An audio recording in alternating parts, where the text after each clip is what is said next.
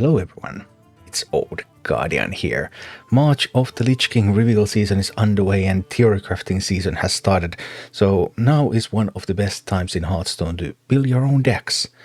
And in this video I want to talk about building decks. I have built a lot of Hearthstone decks over the past 8 years, and basically building a Hearthstone deck is an experience that's very similar to anything that you encounter in business or anything that you encounter in science. It's all just the same thing basically. But let's translate all of that process into some kind of Hearthstone terms. So number one, the first thing when you're building a deck, well, you need an idea. I mean, what is this deck going to do? How is this deck going to win games?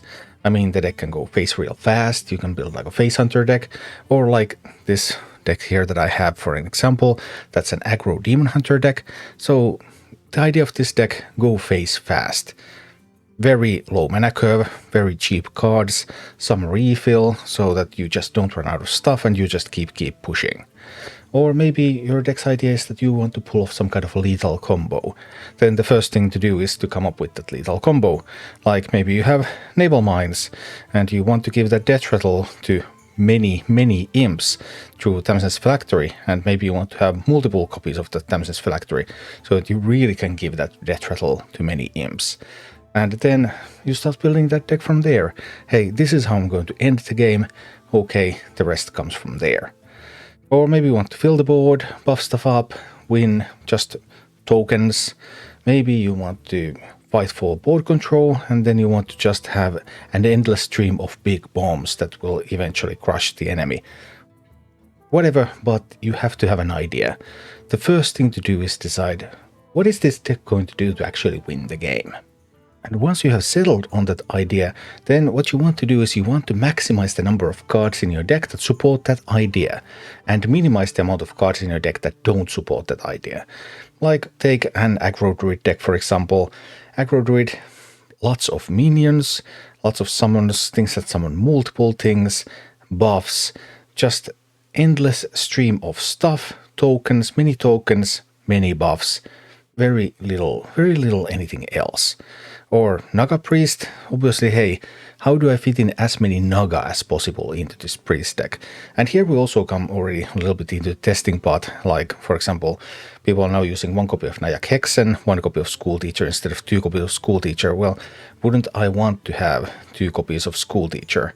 Well, yeah, kind of, and that's how it started, because you started by maximizing the number of Naga in your deck, and then testing refines it further.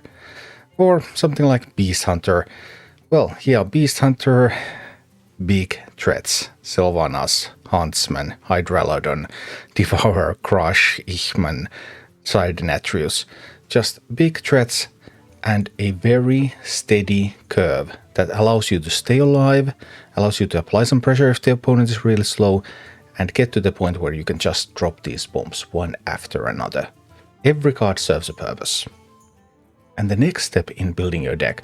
So first you have this idea, you have these key cards that you want to build the deck around, then you start putting more of that stuff in, and then plan your mana curve. So at some point in your deck building process, you're going to look at your deck and see, okay, well, do I have enough 1-drops in this deck? Do I have enough 2-drops in this deck? Even if you're building a very slow deck, you still need some cards that you can play early in the game, otherwise you're just going to sit back and, well, die, I guess.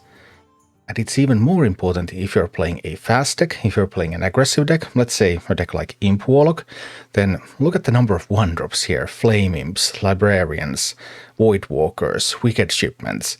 Then there's that Grimoire, which isn't really a 1-drop, but like 8 1-drops in this deck. Because this deck is a deck that wants to get on the board very fast, so it needs a lot of 1-mana cards so that it can actually get on the board immediately at the start of the game. One very typical mistake for deck building when people are building the first decks is that they don't put in enough cheap stuff. They try to put in much of like very powerful stuff, very impressive things that do fancy stuff, but they forget that, hey, it's the cheap stuff at the start that dictates the early parts of the game, and you need to have enough of that, or otherwise you're just not going anywhere. And as you start to have the idea together, okay, this is how the deck is going to win, and you start to have the first drafts of, hey, this kind of mana curve I'm going to go for, this is the progression of the game, then really take a hard look at all of the cards, because you need to know the reason each card is in your deck. You should know every single card. There should be a clear clarification, clear purpose. Why is this card in this deck? So first of all, there's the idea. And around that idea, if you can, you want to build some redundancy so that you don't have to draw 30 cards in order to get to your combo, for example. If you can have multiple copies of some of those combo pieces, hey, that's going to be great, because that means that you're going to be able to dig them all up faster. Then the path to the idea, the mana curve, and then also tech cards. An excellent example of tech cards is actually also this Imp Warlock deck, because Imp Warlock, like this Imp Warlock deck, this Castle Nathria here. Castle Nathria is actually a tech card in this deck, because Castle Nathria's performance in this deck, it's not super strong, but it does some things. And it specifically targets some of the matchups where otherwise you're just going to run out of stuff, but then Castle Nathria can come in and win the game. And if the meta was a little bit different, then probably Castle Nathria would not be included in this deck. Blademaster Okani, another card that is not clearly supporting the idea of this deck, but it's a tech card. It prevents your opponent from responding to some of your things, makes your board survive, and allows you to win games. Obviously, the deck has a lot of imp cards, the deck has a lot of demons. There's a couple of cards that are not imps and are not demons, so why are they in the deck? For example, Merlocula. Well, that's not an imp, that's not a demon, but when you infuse it, it becomes 0-cost card, and because you're playing a lot of stuff on the board, you're going to infuse that very easily, and it's going to support your swarming strategy. And then there's a card like Dreadlich Tamsin. Like, isn't that just contrary to what you're trying to do, because it deals AoE damage to your own board as well? But Dreadlich Tamsin can be super strong if you have already lost the board.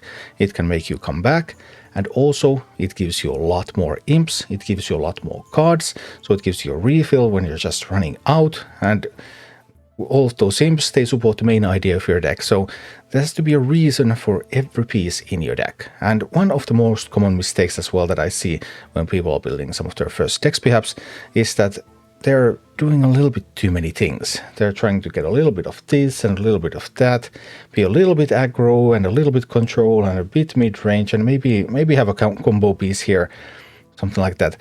And no, because you want focus. You just want to focus on doing the thing that your deck is about to do, and you want to know how each of these cards is going to support doing that in general, and also in the meta that you're building for. And once you have your first draft, then it's just testing it, taking it on the ladder, playing with the deck and improving it. One way to improve it is when you get experience. Hey, this isn't really working.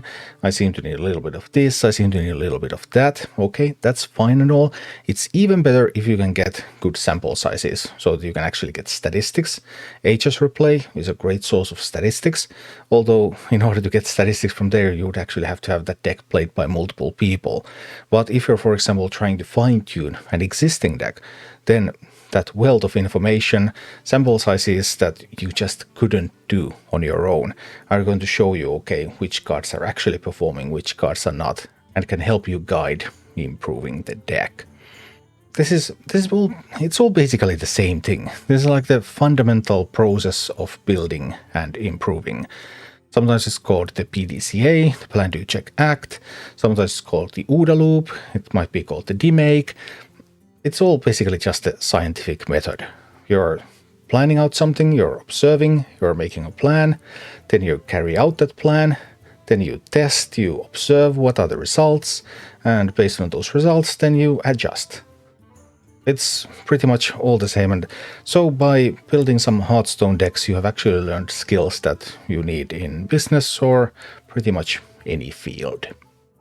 With March of the Lich King coming soon, I hope to see a lot of novel Hearthstone decks, and I figured maybe this kind of small refresher could help you build better decks. Thank you for watching. Click like and subscribe if you enjoyed this, and a special thanks to all of my Patreon supporters, YouTube members and Twitch subscribers who make all of these videos possible.